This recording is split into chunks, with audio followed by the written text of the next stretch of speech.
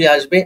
ওকে, so এই বিষয়গুলো আপনাদের খুব ভালো করে পড়তে হবে। এবং আপনারা যারা 828 জন সিনিয়র স্টাফ নিয়োগ যারা প্রস্তুতি নিচ্ছেন, এখন আপনাদের জন্য অবশ্যই, যেহেতু হাতে একটু সময় আছে, সার্কুলার হয়ে গেছে, হয়তো 2 থেকে 3 মাসের মধ্যে পরীক্ষা হবে। এর মধ্যে আপনারা এই জেনারেল যে সাবজেক্টগুলো আছে, বাংলা, ইংলিশ, সাধারণ জ্ঞান, এই 3টা সাবজেক্টে আপনারা খুব ভালো একটা দক্ষতা অর্জন করবেন। তাহলে হচ্ছে আপনারা আগামী যে নিয়োগটি হবে সেই নিয়োগে নিজের যোগ্যতা প্রমাণ করার একমাত্র মাপকাঠি হচ্ছে এই 3টা সাবজেক্টে আপনাকে ভালো করতে হবে। ওকে, আমরা চলে যাচ্ছি আজকের ক্লাসে। তো আজকের ক্লাসে যে প্রথম সেশন, সেটা হচ্ছে বাংলাদেশের ইতিহাস। এই বাংলাদেশের ইতিহাসে গুরুত্বপূর্ণ যে টাইমলাইন আছে, গুরুত্বপূর্ণ টাইমলাইন হচ্ছে আপনার যে ফেসবুকের টাইমলাইন, মনে করেন আপনি গুরুত্বপূর্ণ জিনিস ছাড়া কিন্তু সেখানে আপলোড দেন না। সো এই ইতিহাসেও আপনাকে যে গুরুত্বপূর্ণ টাইমলাইন মানে হচ্ছে যে গুরুত্বপূর্ণ যে সালগুলো এবং ইতিহাসের কোন কোন সালগুলো গুরুত্বপূর্ণ, এগুলো পড়তে হবে। এবং আপনাদের অনেকেরই কমপ্লেইন থাকে যে ইতিহাস মনে থাকে না।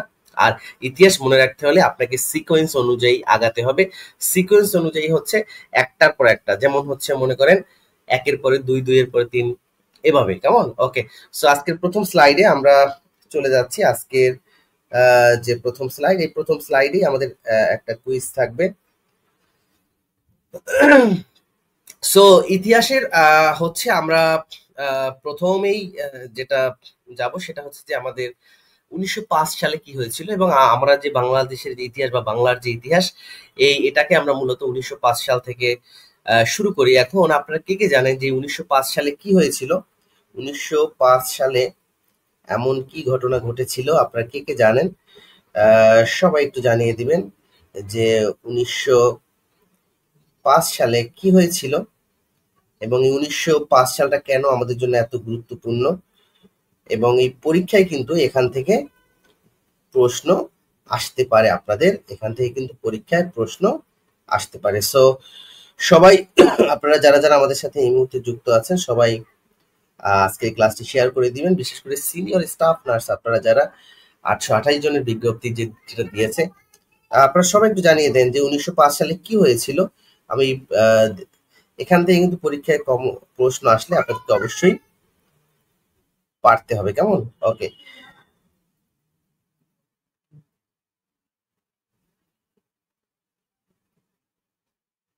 আর আপনারা সবাই ক্লাসটি শেয়ার করে দিবেন। যারা যারা আমাদের সাথে যুক্ত আছেন, আমাদের সাথে যারাই যুক্ত আছেন, সবাই আজকে ক্লাসটি শেয়ার করে দিবেন। কেমন?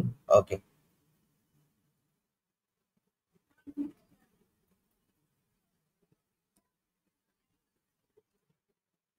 ওকে, দেখতে পাচ্ছি 1905 সালে বঙ্গভঙ্গ হয়েছে 1905 সালে। হ্যাঁ, 1905 সালে এই যে এখানে একটা পিকচার দেয়া আছে। বঙ্গভঙ্গ মানে কি? এই যে 1905 সালের আগে 1900 সালে বেঙ্গল প্রেসিডেন্সি ছিল উপমহাদেশের সবচেয়ে বড় স্টেট। ওকে, সো এই যে বেঙ্গল প্রেসিডেন্সি, যে সম্পূর্ণ যে ম্যাপটা আপনারা দেখতে পাচ্ছেন, এটা হচ্ছে মূলত বেঙ্গল প্রেসিডেন্সি। সো 1905 সালে যখন এই এটাকে বলা হতো কি, শুধুমাত্র বঙ্গ বা বাংলা বলা হতো, ঠিক আছে, যে বাংলা প্রদেশ বা বঙ্গপ্রদেশ। এই বঙ্গপ্রদেশে এটা অনেক বড় ছিল, বিদায় এখানে হচ্ছে লর্ড কার্জন, তৎকালীন সময় যে বড় লাট বা গভর্নর নামে একজন নিয়োজিত থাকতেন, তার নাম হচ্ছে লর্ড কার্জন। এই লর্ড কার্জন হচ্ছে 1905 সালে কি করেছিল, যেহেতু এই বঙ্গপ্রদেশটা অনেক বড় ছিল, এই বঙ্গপ্রদেশটা এটা একটা ছিল যে পূর্ববঙ্গ, একটা ছিল হচ্ছে শুধু বঙ্গপ্রদেশ, এই দুইটাকে তিনি ভাগ করেন। এটার উদ্দেশ্য ছিল এত বড় বঙ্গপ্রদেশ, তার যে প্রশাসনিক কাঠামো, এটা কাজ করা অনেক জটিল ছিল, বা তৎকালীন সময় এখানকার যে যাতায়াত ব্যবস্থা অনেক দুর্গম এলাকা ছিল। সো এই জন্য এটাকে প্রশাসনিকভাবে কাজ করার জন্য যাতে সহজ হয়, এই জন্য এটাকে 2 ভাগে ভাগ করা হয়। কেমন? ওকে, আচ্ছা, সো এটাকে তিনি একটা রাখেন কি, যে পূর্ববঙ্গ এবং আসাম, আর একটা হচ্ছে শুধু বঙ্গপ্রদেশ। কেমন? ওকে, সো এটা হচ্ছে কে করেছিল, আপনারা কে কে জানেন? এটা হচ্ছে বঙ্গভঙ্গ হয় 1905 সালে, এবং এটা করে কি লর্ড কার্জন। আপনারা লর্ড কার্জনের একটা ছবিও এখানে দেখতে পাচ্ছেন, লর্ড কার্জনের একটা ছবিও এখানে আপনারা দেখতে পাচ্ছেন। তো এই লর্ড কার্জন হচ্ছে 1905 সালে বঙ্গভঙ্গ করেছিল, মানে বঙ্গকে ভেঙে ফেলে, এটা ভেঙে ফেলে একটা হচ্ছে পূর্ববঙ্গ আসাম। ওকে, পূর্ববঙ্গ ও আসাম নামকরণ করা হয়। কেমন? ওকে, তারপর আরেকটা হচ্ছে আবার একটা হচ্ছে কি, যে আবার বঙ্গভঙ্গ রদ হয় কত সালে? 1911 সালে। এটা কে করে? Lord Hardings. কে করে? লর্ড হার্ডিংস করে, কেমন? ওকে, এটা কে করে?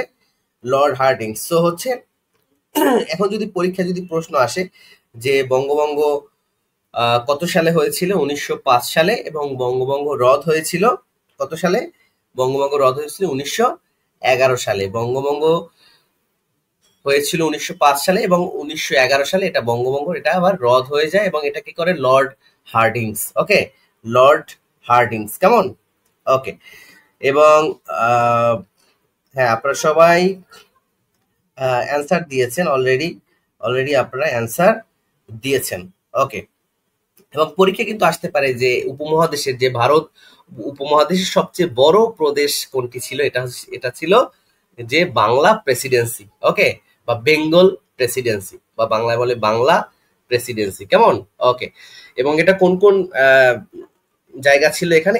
এখানে এই যে পূর্ববঙ্গ এবং আসাম এর রাজধানী ছিল কোথায়?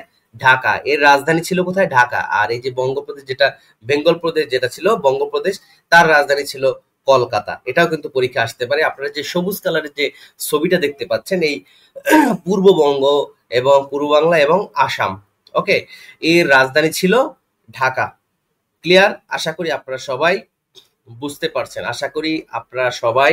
বুঝতে পারছেন। আর এই যে টোটাল যে বেঙ্গল প্রেসিডেন্সি, এর মধ্যে হচ্ছে বাংলা ছিল, বাংলা, বিহার, নাগপুর, উড়িষ্যা সবকিছু এটার মধ্যে অন্তর্ভুক্ত ছিল, কেমন? ওকে, সো সবাইকে ধন্যবাদ। তো আপনারা বুঝতে পারছেন কিনা? আর ক্লাসটি সবাই একটু শেয়ার করে দিবেন। ক্লাসটি সবাই শেয়ার করে দেন, যারা যারা এই মুহূর্তে আমাদের সাথে যুক্ত আছেন সবাই ক্লাসটি শেয়ার করে দেন। ওকে, আচ্ছা, তারপর এখন আমরা চলে যাচ্ছি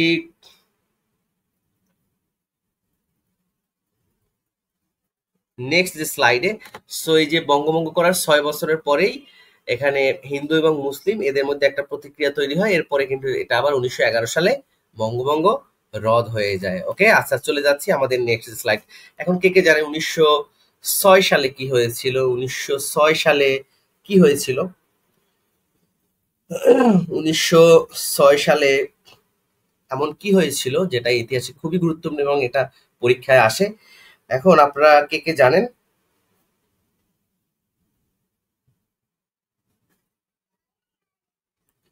হ্যাঁ, 1906 সালে, হ্যাঁ 1906 সালে হচ্ছে মুসলিম লীগ তৈরি হয়। কি তৈরি হয়? মুসলিম লীগ। 1906 সালে মুসলিম লীগ তৈরি হয়। ওকে, কারণ কি? যে এর আগে ছিল কি? শুধুমাত্র কংগ্রেস ছিল। ঠিক আছে, কি ছিল? কংগ্রেস। সো কংগ্রেস থাকার পরে এখানে যেহেতু দুইটা স্টেট ভাগ হয়ে যায়, তো সেখানে হিন্দু এবং মুসলিম আলাদা আলাদা হয়ে যায়। এজন্য হচ্ছে এখানে মুসলিম লীগ তৈরি হয় কত সালে? 30শে ডিসেম্বর 1906 সালে। 30 ডিসেম্বর 1906 সালে কে মুসলিম লীগ তৈরি করেন? স্যার সলিমুল্লাহ। এটা কিন্তু পরীক্ষায় আসতে পারে। ঠিক আছে, এটা কিন্তু পরীক্ষায় আসতে পারে, যেটাকে আমরা বলি যে নিখিল ভারত মুসলিম লীগ। নিখিল ভারত মুসলিম লীগ, নিখিল ভারত মুসলিম লীগের প্রতিষ্ঠাতাকে স্যার সলিমুল্লাহ। এই সলিমুল্লাহ নামে কিন্তু ঢাকা ইউনিভার্সিটিতে একটা হলও আছে। এবং স্যার সলিমুল্লাহ এবং ঢাকা ইউনিভার্সিটির যে জমি, এই জমির মালিক কিন্তু এই নবাব সলিমুল্লাহ। বুঝতে পারছেন? ওকে, সো আর আপনারা সবাই অ্যান্সার করবেন। আমরা এই ক্লাসের মুসলিম লীগ তৈরি হয়, হ্যাঁ 1900 কে তৈরি? এই যে মুসলিম লীগের কে তৈরি করেন? স্যার স্যার সলিমুল্লাহ, এবং যেটাকে নিখিল ভারত মুসলিম লীগ। ওকে, এবং এই মুসলিম লীগেই কিন্তু হচ্ছে পরবর্তীতে কি? এই মুসলিম লীগেই পরবর্তীতে যে ভারত পাকিস্তান ভাগ করার জন্য তারা ভূমিকা পালন করে, কেমন? ওকে, এটা আপনাকে বুঝতে হবে। এজন্য আপনাদের যাদের ইতিহাস মনে থাকে না, যেটা বলেন যে আসলে কোন সালের পরে কোন সাল কখন কি হয়েছিল, এই জন্য হচ্ছে আমরা যে ইতিহাসের টাইম লাইন ধরে ধরে পড়তে হবে, আমরা যেভাবে পড়াচ্ছি। এবং আজকের ক্লাসটি অনুষ্ঠিত হচ্ছে গার্ডিয়ান নার্সিং নিয়োগ প্রোগ্রামের পক্ষ থেকে, এবং 828 জন যে সিনিয়র স্টাফ নার্স নিয়োগ বিজ্ঞপ্তি দিয়েছে, সেখানে আমাদের স্পেশাল ব্যাচের ক্লাস কিন্তু আগামী 5 তারিখ থেকে শুরু হচ্ছে। এবং সেখানে আমরা আপনাদের জন্য একেবারেই টোটাল প্রতিটা সাবজেক্ট বেস কিন্তু ক্লাসের আয়োজন করব। বাংলা, ইংলিশ, সাধারণ এবং নার্সিং টেকনিক, এবং প্রত্যেকটা সাবজেক্টে কিন্তু আলাদা আলাদা শিক্ষক থাকবে। এবং আমরা এবার হার্ড কপি লেকচার শিট মানে প্রিন্টেড লেকচার শিট আপনারা পাবেন। এটা বাংলাদেশে আমরাই শুধুমাত্র আপনাদের জন্য প্রত্যেকটা সাবজেক্টে আলাদা আলাদা আমরা লেকচার শিট তৈরি করেছি, কেমন আলাদা আলাদা বই তৈরি করেছি, এগুলো আপনারা এই ব্যাচে ভর্তি হলে পেয়ে যাবেন। সো যারা যারা ভালো একটা প্রস্তুতি নিতে চাচ্ছেন বা এই নিয়োগে 828 জন নিয়োগে ভালো একটি ফলাফল করতে চাচ্ছেন, আপনাকে অবশ্যই একটা ভালো গাইডলাইনের প্রয়োজন আছে। আপনি আমাদের গার্ডিয়ান নার্সিং এর যে জবের যে প্রোগ্রামটি আছে সেখানে আপনারা যুক্ত হয়ে যেতে পারেন। আর নিচে যে নাম্বারগুলো আছে বা পেজে আপনারা ইনবক্স করতে পারেন। আচ্ছা, সো এখন আমরা চলে যাচ্ছি। তো আপনাদেরকে কি বলেছিলাম যে এই যে মুসলিম লীগ তৈরি হয়েছিল,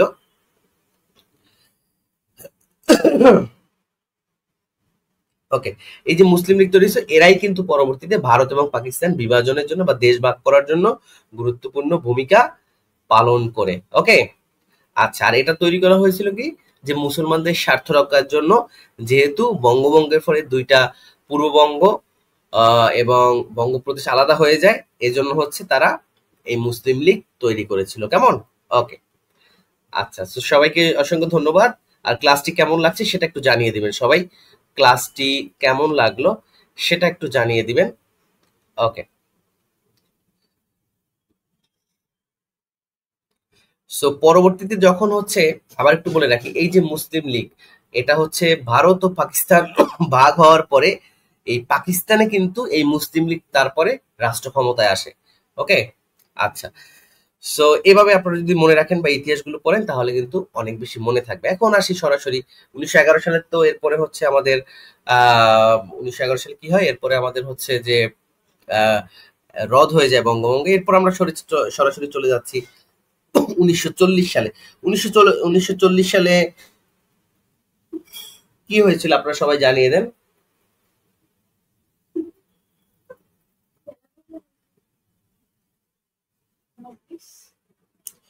ওকে,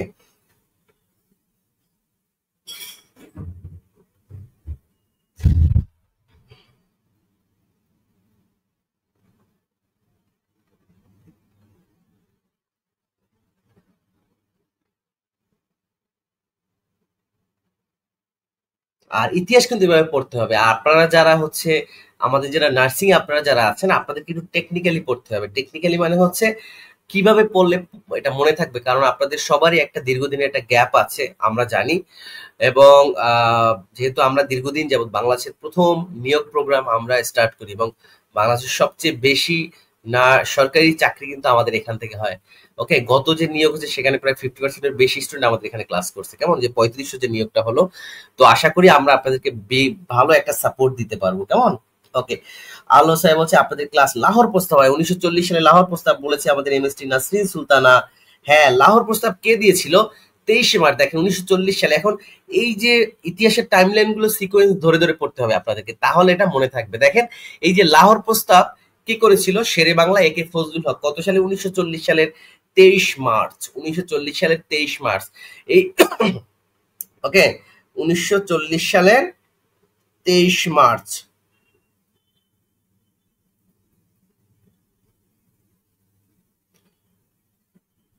ওকে, সো 1940 সালে পরীক্ষায় আসতে পারে যে লাহোর প্রস্তাব কে দিয়েছিলেন বা কে উপস্থাপনা করেছিলেন। লাহোর প্রস্তাব কে উপস্থাপনা করেছিলেন এটা কিন্তু পরীক্ষায় আসতে পারে, ঠিক আছে, এটা কিন্তু পরীক্ষায় আসতে পারে। ওকে, সো লাহোর প্রস্তাব কে দিয়েছিলেন? শেরে বাংলা এ কে ফজলুল হক। শেরে বাংলা এ কে ফজলুল হক 1940 সালের 23 মার্চ। 1940 সালের 23 মার্চ, কেমন। এবং এটা কেন করা হয়েছিল? এটা হচ্ছে যে ভারতীয় উপমহাদেশে যে স্বায়ত্তশাসনের বিরুদ্ধে যে আন্দোলন, তখনও কিন্তু যে ব্রিটিশরা কিন্তু এই দেশে ঔপনিবেশিক যে শাসক সেই শাসন বহাল রেখেছিল। এবং 1940 সালে কিন্তু এই যে মুসলিম লীগের যারা ছিল তারা কিন্তু আস্তে আস্তে এটাকে যে একদিকে ভারত ছাড় আন্দোলন আর একদিকে হচ্ছে এই যে আস্তে আস্তে যে মুসলমানদের জন্য আলাদা দেশ গঠন করা, এটা হচ্ছে এই যে শেরে বাংলা এ কে ফজলুল হক তিনি কি করেছিল যে 23 মার্চ। এবং তার কিন্তু আর একটা এটা হচ্ছে যে আমাদের অবিভক্ত বাংলার প্রথম প্রধানমন্ত্রী, পরীক্ষা আসতে পারে অবিভক্ত বাংলার প্রথম প্রধানমন্ত্রী কে ছিলেন? অবিভক্ত বাংলার প্রথম প্রধানমন্ত্রী কে ছিলেন? শেরে বাংলা একে ফজলুল হক। দেখেন তার জন্ম মৃত্যু সালটা একটু গুরুত্বপূর্ণ আপনাদের জন্য, এটা একটু পড়তে হবে। সেটা হচ্ছে তার জন্ম 26 অক্টোবর 1873, মৃত্যু হচ্ছে 26 এপ্রিল 1962। ওকে, সো এভাবে পড়তে হবে। সো কয়েকটা বিষয় আমরা পড়ে ফেললাম। ওকে, সো সবাইকে অসংখ্য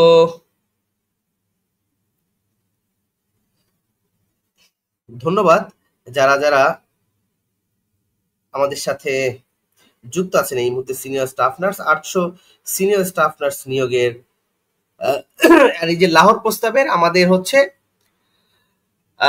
যে আলাদা স্বাধীন রাষ্ট্র গঠন করা, এটাই ছিল হচ্ছে মূলত, এবং এই যে স্বায়ত্ত শাসন অঙ্গরাজ্যগুলো, এগুলোই ছিল মূলত এটার প্রতিপাদ্য। কেমন? ওকে, সো সবাইকে অসংখ্য ধন্যবাদ জানাচ্ছি যারা যারা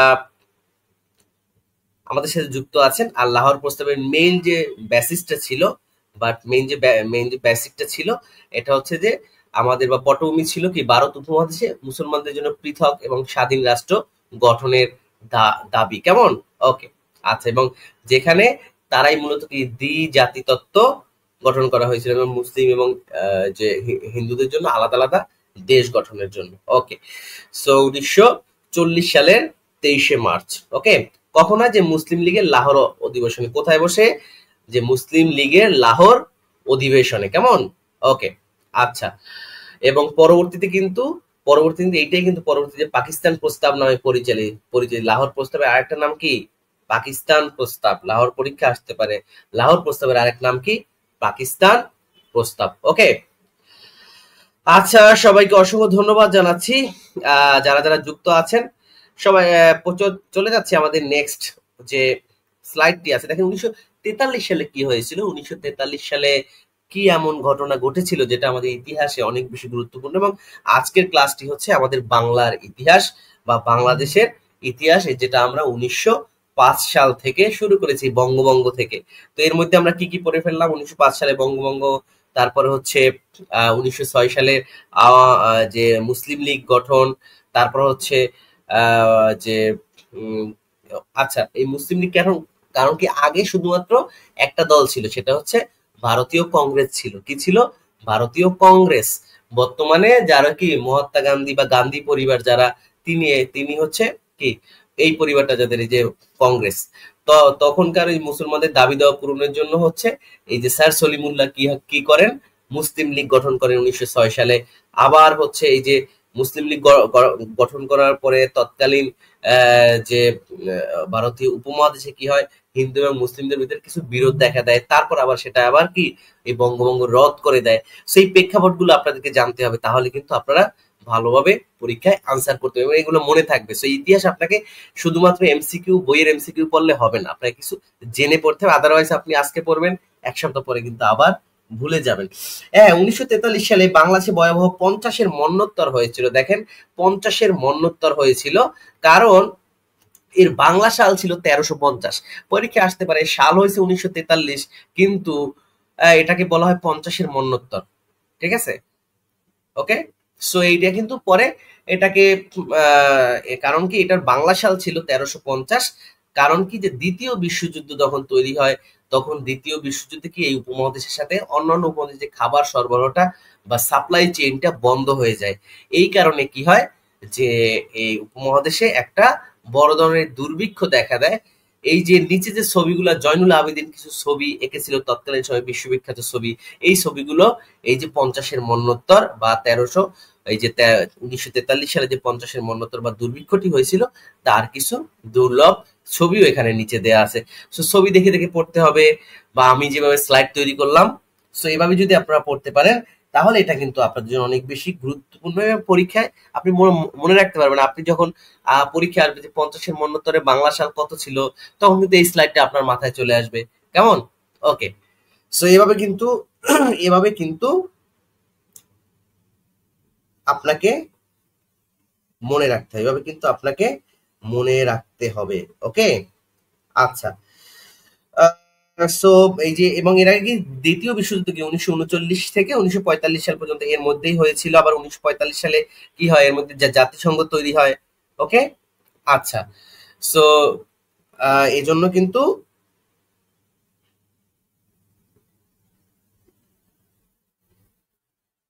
ওকে। সো সবাইকে অসংখ্য ধন্যবাদ যারা যারা কারেক্ট আনসার দিয়েছেন বা এটার কারা কারা বুঝতে পারছেন সেটা একটু জানিয়ে দেন। কারা কারা বুঝতে পারছেন সবাই একটু জানিয়ে দেন।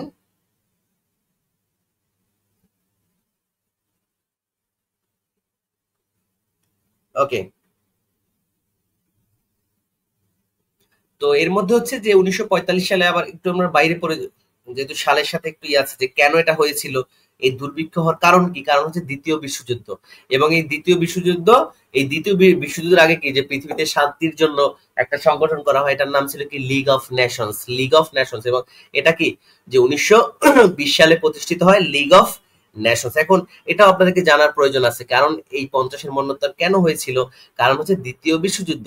আর দ্বিতীয় বিশ্বযুদ্ধ কার ব্যর্থতার জন্য হয়েছিল, যে প্রথম বিশ্বযুদ্ধের পরে হচ্ছে একটা সংগঠন হয়, সেটা হচ্ছে লিগ অফ নেশনস, যে প্রত্যেকটা দেশের শান্তি বজায় রাখার জন্য যাতে যুদ্ধ যাতে না হয়। তারপরে হচ্ছে এইটা ব্যর্থ হওয়ার পরে হচ্ছে দ্বিতীয় বিশ্বযুদ্ধ হয়, তাই তো। আর এই দ্বিতীয় বিশ্বযুদ্ধ হয় তখন কি হয় যে জাতিসংঘ গঠন করা হয় কেন, কারণ আগে তো আরো একটা এমন একটা সেন্ট্রাল সংগঠন ছিল যেটার নাম ছিল লিগ অফ নেশন। সেই লিগ অফ নেশন ব্যর্থ হওয়ার পরেই কিন্তু হচ্ছে এই দ্বিতীয় বিশ্বযুদ্ধ হয়। এবং এই দ্বিতীয় বিশ্বযুদ্ধের কিন্তু অন্যতম কারণ এই যে 50-এর মন্বন্তরের অন্যতম কারণ হচ্ছে দ্বিতীয় বিশ্বযুদ্ধ, কারণ বিশ্বযুদ্ধের ফলে সকল সাপ্লাই চেন বন্ধ হয়ে যায় বা খাদ্য উৎপাদন বন্ধ হয়ে যায়, কেমন, ওকে, এক্সপোর্ট ইম্পোর্ট বন্ধ হয়ে যায়, ওকে।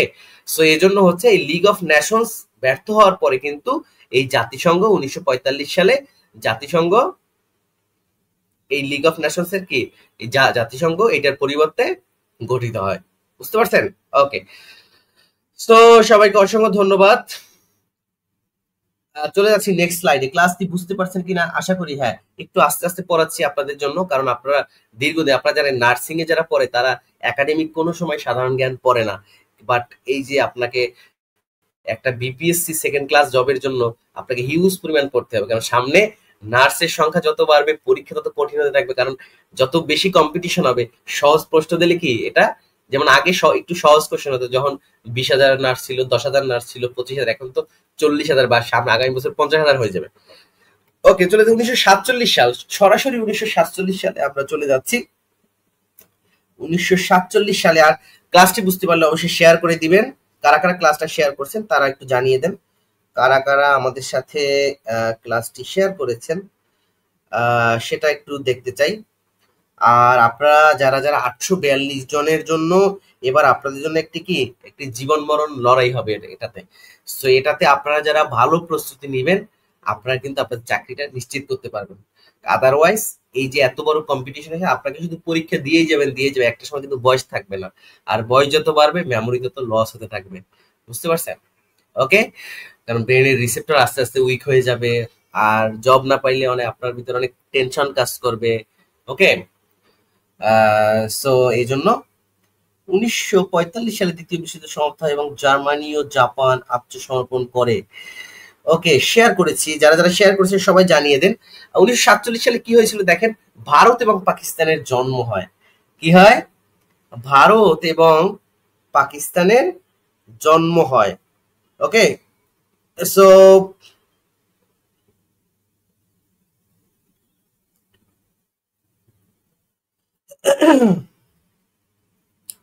কত সালে দেখেন, 14ই আগস্ট হচ্ছে পাকিস্তানে একদিন পরেই কিন্তু 1947 সালে দেশ ভাগ হয়, ঠিক আছে। কি দ্বিজাতি তত্ত্বের মাধ্যমে, দেখেন এই উপমহাদেশের সবকিছু সৃষ্টির পিছনেই কি, এই যে দেখেন এই যে মুসলিম লীগ বলেন অথবা বলেন এই যে শহীদ কি আমাদের শেরেবাংলা একে ফজল হক, তার কিন্তু বড় একটা ভূমিকা আছে, কারণ তিনি যদি দ্বিজাতি তত্ত্ব ঘোষণা না করতেন বা লাহোর প্রস্তাব না হতো, তাহলে ভারত এবং পাকিস্তান তৈরি হতো না, ঠিক আছে। সো এই ভারত সৃষ্টির পিছনে কিন্তু বাংলাদেশের বড় একটা হাত আছে, বুঝতে পারছেন, ওকে। এবং এই যে শেরেবাংলা একে ফজল হকের বাড়ি কিন্তু হচ্ছে আবার চাকার, বরিশালের চাকারে, বুঝতে পারছেন, ওকে। সো 14ই আগস্ট পরীক্ষা, 14ই আগস্ট হচ্ছে পাকিস্তানের জন্ম, 15ই আগস্ট হচ্ছে ভারতের জন্ম। এখন আমরা একটু দেখে নিব যে ভারতে পাকিস্তানে দেখেন, পাকিস্তান সাইডে এখানে একটা ছক আঁকা আছে যে প্রথম গভর্নর জেনারেল, পাকিস্তানের প্রথম গভর্নর জেনারেল হচ্ছে আমাদের মোহাম্মদ আলী জিন্নাহ। মোহাম্মদ আলী জিন্নাহ, তার ছবিটা দেয়া আছে দেখেন, মাথায় টুপি পরা, বাম পাশে যে ছবিটা আছে। আর প্রথম প্রধানমন্ত্রী লিয়াকত আলী খান, প্রথম প্রধানমন্ত্রী লিয়াকত আলী খান।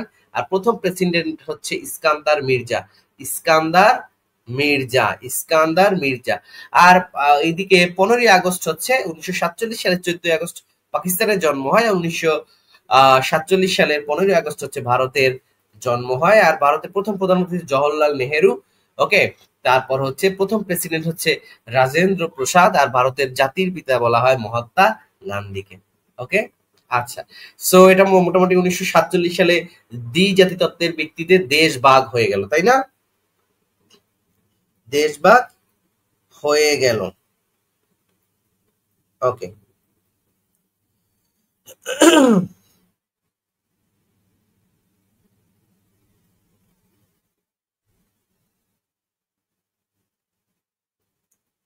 আচ্ছা। সো হচ্ছে 14ই আগস্ট।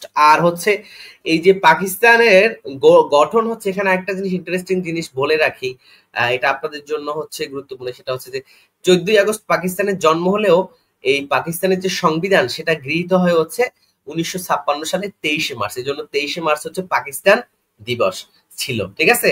23শে মার্চ ছিল হচ্ছে পাকিস্তান দিবস। এবং এখানে আরেকটা গুরুত্বপূর্ণ জিনিস বলে রাখি, এই যে 1971 সালের 23শে মার্চ, গত ক্লাসটি আপনারা যারা করেছেন মহান মুক্তিযুদ্ধের ইতিহাস আমরা যখন পড়েছিলাম, তখন আপনারা দেখেছিলেন যে 23শে মার্চ যে পাকিস্তান দিবসে বাংলাদেশের সকল সরকারি, আধা সরকারি, স্বায়ত্তশাসিত প্রতিষ্ঠানে, বাংলাদেশের পূর্ব পাকিস্তানের যে প্রত্যেকটি প্রতিষ্ঠানে কিন্তু সরকারি, আধা সরকারি, স্বায়ত্তশাসিত প্রতিষ্ঠানে বাংলাদেশের পতাকা উত্তোলন করা হয়। সেদিন ছিল পাকিস্তান দিবস। সেটা মনে রাখতে আপনাদের সুবিধা হবে। যে অথবা আপনাদের কোশ্চেন থাকতে পারে যে 14ই আগস্ট পাকিস্তানের জন্ম হলে এটার পাকিস্তান দিবস কেন হবে 23শে মার্চ? সো এটা হচ্ছে কারণ যে পাকিস্তানের যে প্রথম যে সংবিধান যে গৃহীত হয়, এটা হচ্ছে কত সালে? 23শে মার্চ 1956 সালে। ক্লিয়ার? ওকে। এবং এটা হচ্ছে কি পাকিস্তানের তৎকালীন সময়ে যে ইসলামী প্রজাতন্ত্রে, যে সংবিধানের মাধ্যমে তারা কি ইসলামী প্রজাতন্ত্র, এটার মাধ্যমে তারা কি বিশ্বের প্রথম ইসলামী প্রজাতন্ত্রে পরিণত হয়। পাকিস্তান ছিল যে বিশ্বের প্রথম ইসলামী প্রজাতন্ত্র রাষ্ট্র। ক্লিয়ার? ওকে, আশা করি আপনারা সবাই বুঝতে পারছেন। ক্লাসটি কেমন লাগছে আপনারা সবাই একটু জানিয়ে দেন। আজকে ক্লাসটি কেমন লাগলো সেটা একটু সবাই জানিয়ে দিবেন। ওকে, চলে যাচ্ছি নেক্সট স্লাইড। 1948 সালে কি হয়েছিল? 1948 সালে আমরা কিন্তু সাল ধরে ধরে আপনাকে পড়াচ্ছি, যাতে করে আপনি এই ইতিহাস কখনো আর না ভুলেন, কেমন? আর এই শীটটা আমরা দিয়ে দেবো আপনাদেরকে। আর এই শীটটা পেতে হলে যেটা করতে হবে, ক্লাসটি অবশ্যই শেয়ার করতে হবে। শুধুমাত্র যারা ক্লাসটি শেয়ার করবেন তারাই আজকের এই যে পিডিএফটা আছে এই পিডিএফটা পেয়ে যাবেন। আর একটু বন্ধুদেরকে মেনশন দেন আপনারা, আপনাদের যে সকল ফ্রেন্ডরা আছে সকল ফ্রেন্ডদেরকে একটু আজকে আজকে ক্লাসে একটু আমন্ত্রণ জানান, তাহলে হচ্ছে সবাই আজকে ক্লাসটা করতে পারবে। আর আমরা হচ্ছে আপনাদেরকে আজকের আচ্ছা, আর আজকের পিডিএফটা পেতে হলে আমি একটা গ্রুপের লিংক আপনাদেরকে কমেন্টে দিয়ে দিচ্ছি, সেখানে আপনারা সবাই জয়েন করবেন। সেটা হচ্ছে কি যে আপনারা শুধুমাত্র যারা ক্লাসটা শেয়ার করবেন তারাই এটার পিডিএফ পাবেন। ওকে, সো আলহামদুলিল্লাহ, ভালো, এক্সিলেন্ট। সো এইভাবে ক্লাসগুলো আমরা করব। আর এটার জন্য হচ্ছে আপনাকে অবশ্যই ক্লাসটা শেয়ার করতে হবে। আর ইনশাল্লাহ যারা পেইড ব্যাচে যারা ভর্তি হবেন আমাদের স্পেশাল ব্যাচে, সো 828 জন সিনিয়র স্টাফ নার্সের জন্য আমাদের একটা নতুন ব্যাচ এই 5 তারিখ থেকে শুরু হচ্ছে। সো সবাই দ্রুত ভর্তি হয়ে যাবেন এখানে। ওকে, সো দেখেন 1948 সালে কি হয়েছিল। দেশ ভাগ হওয়ার পরে কি হয়? 1923 ফেব্রুয়ারি গণপরিষদে ধীরেন্দ্রনাথ দত্ত বাংলাকে রাষ্ট্রভাষার দাবি করেন। কোথায়? 1948 সালে 23 ফেব্রুয়ারি গণপরিষদে ধীরেন্দ্রনাথ দত্ত বাংলাকে, পুরো পাকিস্তানে যে গণপরিষদে ধীরেন্দ্রনাথ দত্ত বাংলাকে রাষ্ট্রভাষার দাবি করেন। কেমন? ওকে, এটা কত সালে? 1948 সালের 23। তো পরীক্ষা আসতে পারে যে সর্বপ্রথম রাষ্ট্রকে বাংলাকে রাষ্ট্রভাষার দাবি কে করেন? ধীরেন্দ্রনাথ দত্ত গণপরিষদে। তারপর 15 মার্চ 23 মার্চের 15 মার্চ খাজা নাজিমুদ্দিন হচ্ছে একটা চুক্তি করেন।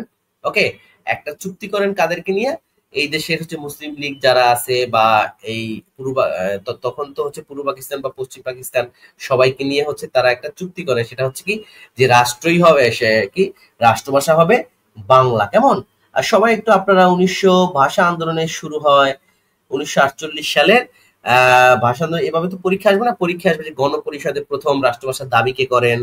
ওকে, আচ্ছা। সো এরপরে কি আছে দেখেন, 21শে মার্চ কি হয় যে মোহাম্মদ আলী জিন্নাহ তখন এরপর আবার ঘোষণা করেন যে মোহাম্মদ আলী জিন্নাহ আবার কে ছিলেন?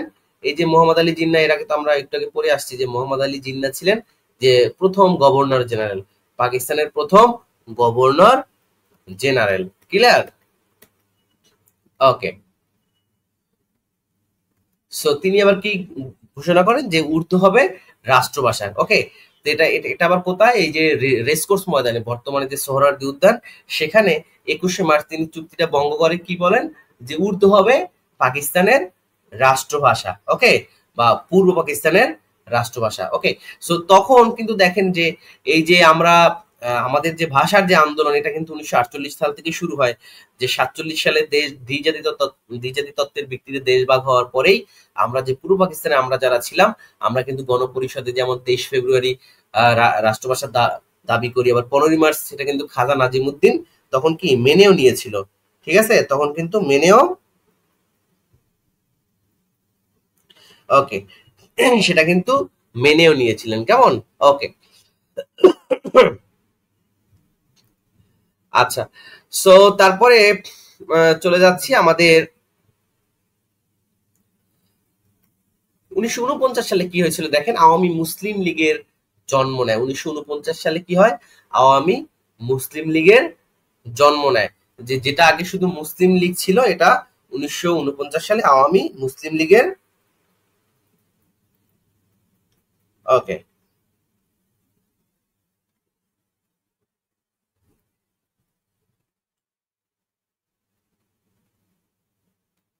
সো সবাই ক্লাসটা শেয়ার করে দিবেন।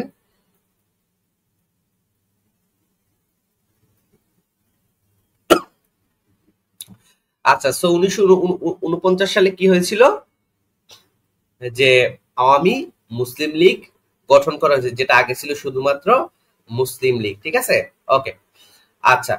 না, এটা হচ্ছে নতুন করে আওয়ামী মুসলিম লীগ, কারণ হচ্ছে যে আওয়ামী মুসলিম লীগ হচ্ছে কি যে তৎকালীন সময় এটা ছিল কি যে ক্ষমতাসীন একটি দল ছিল যে আওয়ামী মুসলিম লীগ, যে পাকিস্তানের যে মুসলিম লীগের বিপরীত হিসেবে, তৎকালীন যে মুসলিম লীগের বিকল্প হিসেবে আওয়ামী মুসলিম লীগের জন্ম হয়। কেমন?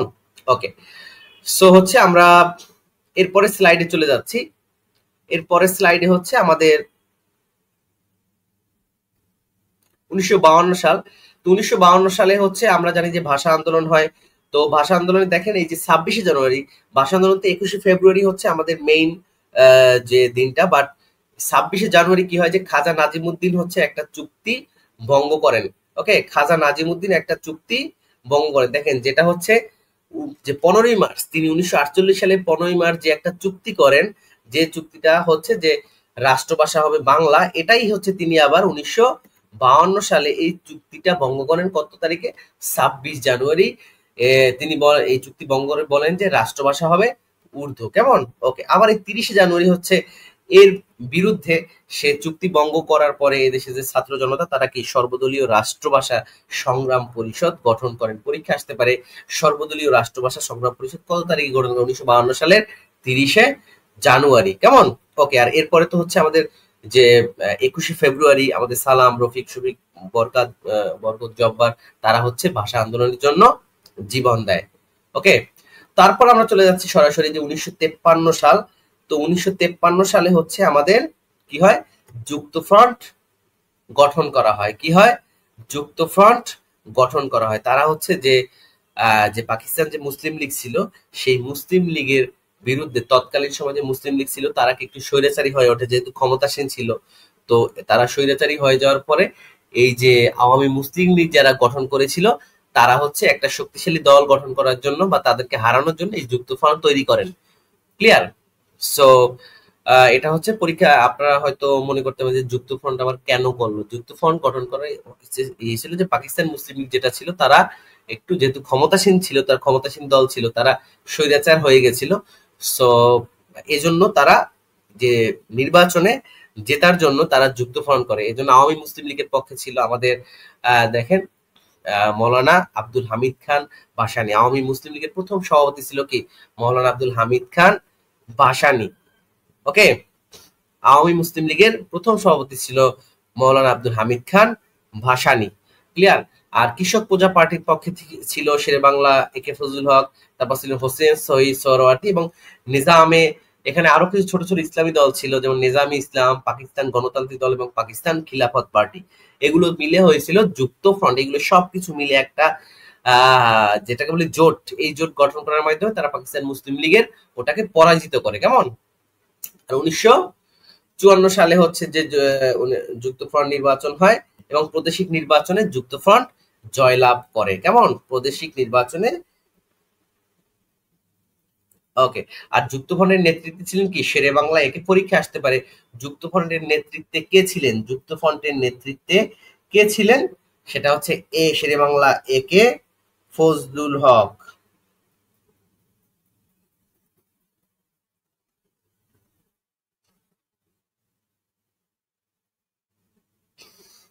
ওকে, আর এই যে যুক্তফ্রন্ট যেটা 1954 সালের, যেটা 8 থেকে মার্চ মাসের 8 থেকে 12 মার্চ পর্যন্ত এই নির্বাচনে হচ্ছে যে পুরো পাকিস্তান হচ্ছে কি যে এই নির্বাচনে যে 237টি টোটাল আসন ছিল হচ্ছে 237টি। কেমন?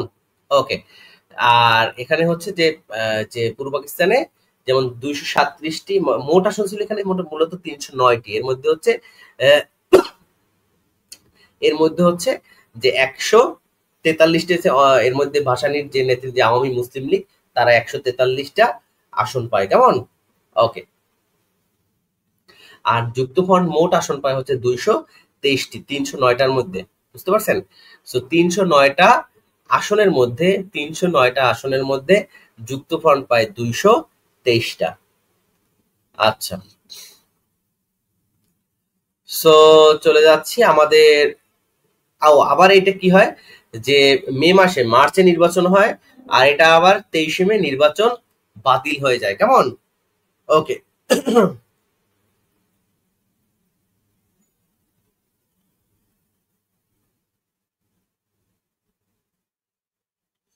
সো সবাই একটু কমেন্টে জানিয়ে দেন।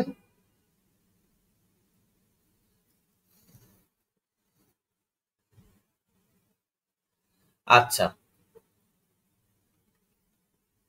আর এটা বাতিল করে কারা? এই যে পশ্চিম পাকিস্তানে যারা ছিল তারা মূলত হচ্ছে আমাদের যে পূর্ব পাকিস্তান যে শাসন কাজ এইটাকে মূলত অচল করে দেওয়ার জন্যই এই 30 মে এই নির্বাচনটা তারা বা এই যে মন্ত্রিসভা সেটা তারা বাতিল করে দেয়। কেমন? ওকে, আচ্ছা, সো চলে যাচ্ছি আমাদের পরের যে স্লাইডটি আছে 1958।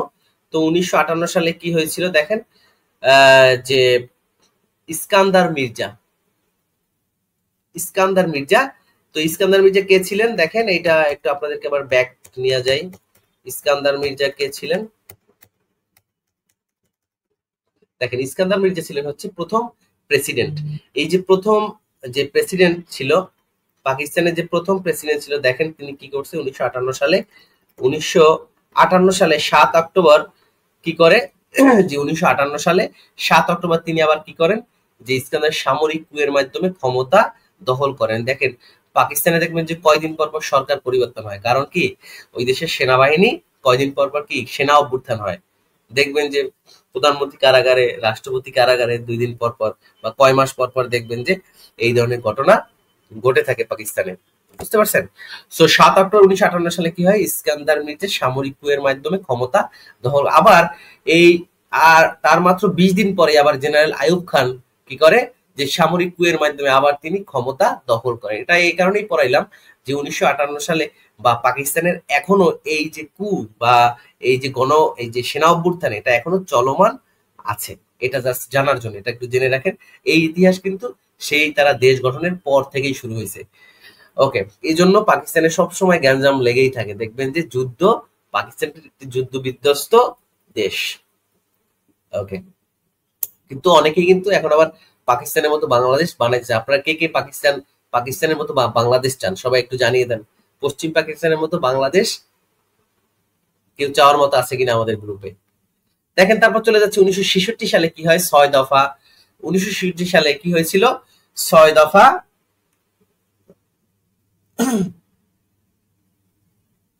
হ্যাঁ, সবাই একটু জানিয়ে দেন 6 দফা। ওকে, এটাকে কি বলে, বাঙালি জাতির মুক্তির সনদ। 6 দফার কর্মসূচির ভিত্তি ছিল কি, 1940 সালের ঐতিহাসিক লাহোর প্রস্তাব। আর এই লাহোর প্রস্তাবে কি ছিল, যে স্বায়ত্তশাসন, মানে এই অঞ্চলে স্বায়ত্তশাসন এই অঞ্চলের হাতেই থাকবে, এটাই ছিল, তাই তো। ওকে, সো 6 দফা কর্মসূচির ভিত্তি ছিল 1940 সালের ঐতিহাসিক লাহোর প্রস্তাব। পরবর্তী সালে এই দাবি কেন্দ্র করেই বাঙালি জাতির স্বায়ত্তশাসনের আন্দোলন জোরদার হয়, মানে পূর্ব পাকিস্তানকে স্বাধীন রাষ্ট্র করতে হবে, এটাই আর কি। সো বাংলাদেশের জন্য এই আন্দোলন এতই গুরুত্বপূর্ণ ছিল যে ম্যাগনা কার্টা বা বাঙালি জাতির মুক্তির সনদ বলা হয়। ওকে। ওকে, সো এই যে 6 দফাকে কি বলা হয়, এটা কত সালে হয়েছিল 6 দফা দাবি, এটা হচ্ছিল 13ই ফেব্রুয়ারি 1959। এটা একটু মনে রাখতে হবে, হ্যাঁ। ওকে,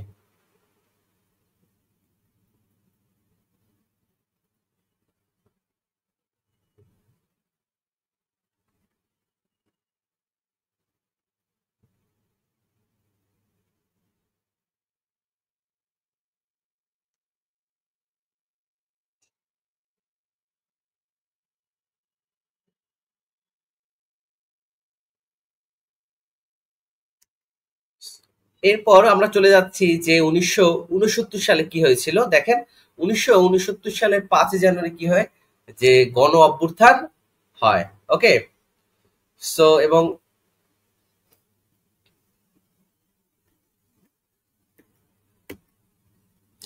আচ্ছা দেখেন, 1969 সালে একটি কি হয়েছিল সবাই জানিয়ে দেন, পরীক্ষা আসতে পারে। 1969 সালে কি হয়েছিল, গণ অভ্যুত্থান, তাই না। ওকে,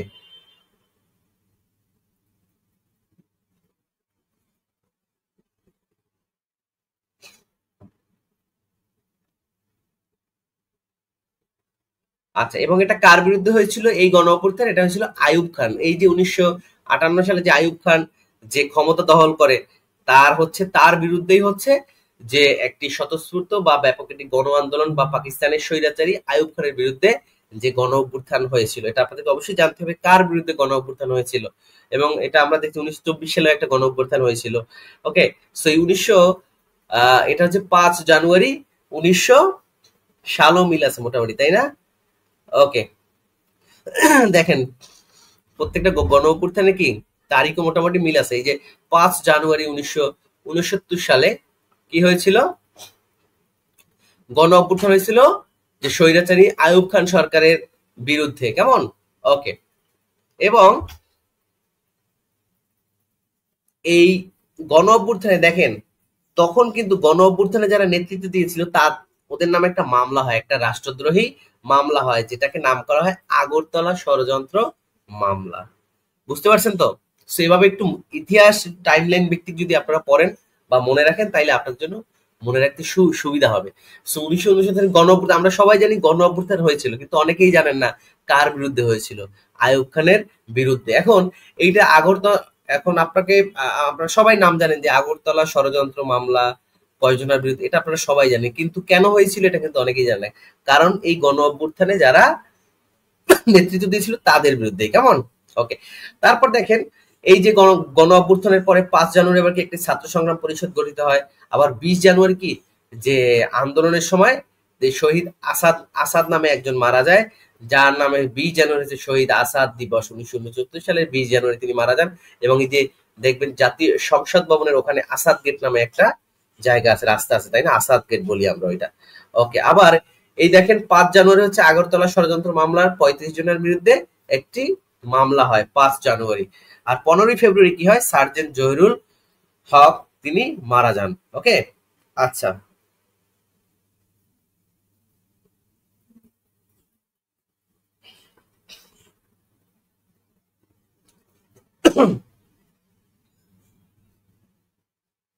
ওকে, তো এইটা হচ্ছে যে এই যে 15ই ফেব্রুয়ারি যে সার্জেন্ট জহিরুল হক যিনি ছিলেন, তিনি হচ্ছে কি যে আগরতলা ষড়যন্ত্র মামলার যে বিচারাধীন যখন ছিলেন তিনি, তখন হচ্ছে যে পাকিস্তানি একজন সেনা হাবিলদার বা পুলিশ হচ্ছে তাকে হত্যা করে। তখন কিন্তু আবার আমাদের এই যে দিন দিন হচ্ছে বাঙালি যে স্বাধীনতা বা আলাদা বা যে বা পুরো পাকিস্তানকে স্বাধীন করার জন্য যে যে ক্ষোভ, এটা কিন্তু আস্তে আস্তে তখনই বেড়ে চলেছে এবং এই 69 পরেই কিন্তু 1971 সাল থেকে ফাইনালি যুদ্ধ শুরু হয়ে যায়, তাই না? ওকে, সো এই যে সার্জেন্ট জহিরুল হক, তার নামে কিন্তু এটা একটা ঢাকা বিশ্ববিদ্যালয় হল আছে, সার্জেন্ট জহিরুল হক। বাট আপনারা অনেকেই জানেন না সে কখন মারা যায়, কেন মারা যায়, এগুলো আপনাদের জন্য জানতে হবে। এটা হচ্ছে এই যে আগরতলা ষড়যন্ত্র মামলায় তিনিও আসামি ছিলেন, আর তাকে এটা বিচারাধীন অবস্থায় জেলেই তাকে হত্যা করা হয়, কেমন, জেলখানায়। ওকে,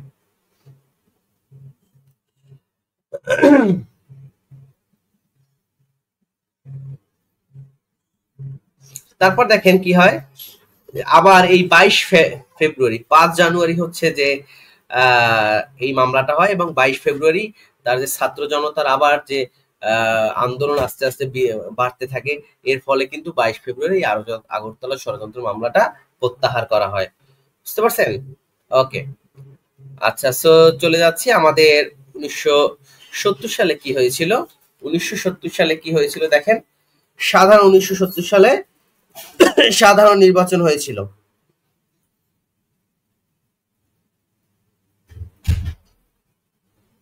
ওকে, সো এই 1969 সালে একটি সাধারণ নির্বাচন হয়েছিল, কেমন। ওকে, আর এখানে কি হয়েছিল যে পূর্ব পাকিস্তানের যে প্রদেশ যে নির্বাচনটি হয়েছিল সেখানে 300 আসনের মধ্যে কি 288টাই হচ্ছে যে তৎকালীন যে আওয়ামী লীগ তারা এখানে জয়লাভ করে, কেমন। ওকে, আচ্ছা, সবাইকে আজকের মতো ক্লাসটি এখানে শেষ করব। আর এটাই ছিল মূলত বাংলাদেশের ইতিহাস, যুদ্ধ পরবর্তী বা মহান মুক্তিযুদ্ধের আগেই এটাই ছিল হচ্ছে ইতিহাস। আর আপনারা হচ্ছে আসছো, আচ্ছা আচ্ছা, 1 মিনিট, 1 মিনিট, আমার আমার এই 71 ফোন নাম্বারটা দেওয়া আছে, বলো যে একটা বুকিং করা আছে, এটা টাকাটা দেবো কিনা। ওকে, বাসের ওখানে কথা বলো। আচ্ছা, সো এটাই ছিল আজকের মোটামুটি ক্লাস। তো হচ্ছে ক্লাসটি কেমন লাগলো সেটা একটু জানিয়ে দেন সবাই কমেন্টের মাধ্যমে। আর পরে যারা আসছেন একদম শুরু থেকে ক্লাসটা করতে হবে, কারণ আজকের ক্লাসটা যদি আপনি শেষে শেষে করেন তাহলে কিন্তু হবে না, কেমন। তাহলে আপনি ইতিহাসের টাইমলাইনটা বুঝতে পারবেন না। আর মোটামুটি আমরা বাংলাদেশের ইতিহাস, মুক্তিযুদ্ধের ইতিহাস, আর আপনারা যারা মুক্তিযুদ্ধের ইতিহাসটা ক্লাসটা করেন নাই, আপনারা আগের ক্লাসটা দেখে নিবেন, কেমন। ওকে, আর হচ্ছে আপনারা যারা আমাদের আজকের পিডিএফটা যারা পেতে চান, আমি কমেন্টে একটা হোয়াটসঅ্যাপ গ্রুপ শেয়ার করেছি, সেখানে আপনারা 828 জনের যে প্রস্তুতি, এটা আমরা ওই গ্রুপে নিচ্ছি বা বিভিন্ন ইনফরমেশন আমরা দিচ্ছি। আর সেখানে আপনারা জয়েন করলেই হচ্ছে আজকের পিডিএফটা পেয়ে যাবেন। আর পিডিএফটা পেতে হলে অবশ্যই আপনাকে ক্লাসটা শেয়ার করতে হবে। আর ক্লাসটা কেমন লাগলো 1 মিনিটের মধ্যে জানিয়ে দেন। আর আমাদের 828 জন নার্সিং প্রিলি যে ব্যাচটা আছে, সেই ব্যাচে আমরা 5 তারিখ থেকে ক্লাস শুরু করব। আর ইনশাল্লাহ এবার আমরা শতভাগ সফলতার একটা প্রচেষ্টা থাকবে। গত যে 3512 জন নিয়োগ হয়েছে, এখানে প্রায় 1500 বেশি স্টুডেন্টই আমাদের এখানে ক্লাস করেছে, কেমন। ওকে, তো আশা করি আপনার সামনে নিয়োগেও ভালো করবেন। এবং এবার আমরা বাংলাদেশের প্রথম আমরাই হচ্ছে সাবজেক্ট ভিত্তিক, এবার মানে প্রস্তুতিটাকে সহজ করার জন্য আমরা সেই লেকচার গুলো আমাদের আপনাদের জন্য আমরা তৈরি করেছি। এবং পাশাপাশি যে এক্সাম গুলো আমরা নিচ্ছি বা নিব, এখানে প্রত্যেকটা এক্সাম হচ্ছে নেগেটিভ মার্কিং, একেবারে পিএসসি তে আপনারা যেমন নেগেটিভ মার্কিং এর পরীক্ষা দিবেন, সেম এই পরীক্ষাগুলো আপনারা প্রতিদিন কন্টিনিউ দিলে জবের পাশাপাশি, যেহেতু অনেকেই প্রাইভেট জব করেন, সো আপনাকে একটা ভালো প্রস্তুতি নিতে হলে এই যে নেগেটিভ মার্কিং আপনি এক্সাম গুলো যদি এখন থেকে প্র্যাকটিস করেন, পরীক্ষায় আপনি অফকোর্স ভালো হবে। এবং এখানে আরেকটা আপনার জন্য গুড নিউজ আছে, সেটা হচ্ছে আপনারা আমাদের সাথে ওই মার্কশিটেই একদম লাইভ পরীক্ষা, যেভাবে ওই মার্কশিটে আপনারা ফিল আপ করে এক্সাম দেন, সেম এক্সামটা আমাদের সাথে দিতে পারবেন। আমরা যখন লেকচার শিট গুলো আপনাদেরকে দিব, এর সাথে আমরা কিছু ওএমআর আপনাদেরকে দিয়ে দেবো। সেই ওএমআর আপনারা আমাদের সাথে মনে করেন যে আমাদের 500 স্টুডেন্ট বা 200 স্টুডেন্ট একসাথে আপনারা একই টাইম, মনে করেন রাত 9টা থেকে 10টা পর্যন্ত এক্সাম হবে। সেই এক্সামে হচ্ছে আপনারা সবাই জুমে বা আমাদের অ্যাপস এর মাধ্যমে সবাই কানেক্টেড হয়ে 1 ঘন্টা পরীক্ষায় অংশগ্রহণ করবেন। এভাবে আমরা আপনাদেরকে প্রস্তুত করে তুলবো পরীক্ষার জন্য, কেমন। ওকে, সো আমাদের অনলাইন ফি হচ্ছে 2000 টাকা, একদম ফুল লেকচার শিট সহ। এবং এই লেকচার শিট বাংলাদেশের সেকেন্ড, অন্য এখন দেখবেন অনলাইন টনলাইনে অনেক অনেক ভুয়া কোচিং আছে নিয়োগের জন্য, সো এগুলোতে প্রতারিত হবে না, কেমন? ওকে, তো আমরা বাংলাদেশের প্রথম কোচিং, এবং প্রত্যেকটা 19 যেমন 2018 বলেন, 21 বলেন, 25 বলেন, সবচেয়ে বেশি সংখ্যক সরকারি চাকরি কিন্তু এখান থেকে হয়েছে নারীদের, কেমন? ওকে, সো সবাই ভর্তি হয়ে যাবেন। আমাদের যে নিচে নাম্বারটি আছে এই নাম্বারে হোয়াটসঅ্যাপে যোগ করে, এটা নাম্বারটা আমার নাম্বারে সবাই দ্রুত যোগাযোগ করে আপনারা ভর্তি প্রক্রিয়া কমপ্লিট করবেন। সো সবাই ভালো থাকবেন, সুস্থ থাকবেন। আজকের মতো এখানেই বিদায় নিচ্ছি। 828 জন সিনিয়র স্টাফ নার্স প্রিলি ব্যাচে আমরা 5 তারিখ থেকে ক্লাস শুরু করতে যাচ্ছি। ইনশাল্লাহ এই জার্নিতে আপনারা সবাই যুক্ত হয়ে যাবেন, এবং যুক্ত হয়ে আপনার ফুল প্রিপারেশন ইনশাল্লাহ আমরা সবাই একসাথে করবো। এবং আগামী এই যে নিয়োগে হয়তো আরো 3500 মতো নিবে, এই যে 828 জন যেটা সার্কুলার দিয়ে, সেটা হয়তো 3000-এর মতো হতে পারে বেড়ে। সো এটাতে আমরা সবার জব ইনশাল্লাহ কনফার্ম করব। আর একটা ভালো প্রস্তুতি ছাড়া, এই এত হাজার হাজার স্টুডেন্টের মধ্যে আপনাকে ভালো প্রস্তুতি ছাড়া চাকরি পাওয়া কোনোভাবেই সম্ভব না।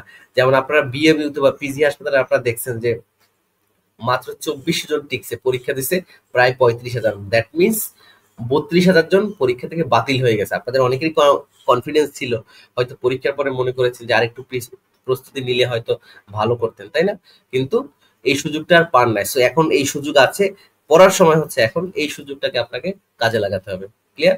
সো এই ব্যাচে আপনারা দ্রুত ভর্তি হয়ে যাবেন, আর দ্রুত অ্যাডমিশন কমপ্লিট করেই আমরা হচ্ছে এই ব্যাচে আমরা ক্লাস শুরু করবো আগামী 5 তারিখ থেকে। আর এটার ফি হচ্ছে অনলি 2000 টাকা। আপনারা চাইলে এটাকে দুইবারেও পেমেন্ট করতে পারবেন, কেমন? ওকে, সো এই যে আমার যে নাম্বারটা আছে 01722177071, এইটাতে আপনারা সরাসরি হোয়াটসঅ্যাপে আমার সাথে যোগাযোগ করে দ্রুত ভর্তি পরীক্ষা এবং লেকচার 1 থেকে ইনশাল্লাহ সবাই শুরু করবেন। তো সবাই ভালো থাকবেন, সুস্থ থাকবেন। আজকে মতো এখানেই বিদায় নিব। সবার জন্য শুভকামনা রেখে আজকের মতো এখানেই বিদায় নিচ্ছি। আল্লাহ হাফেজ।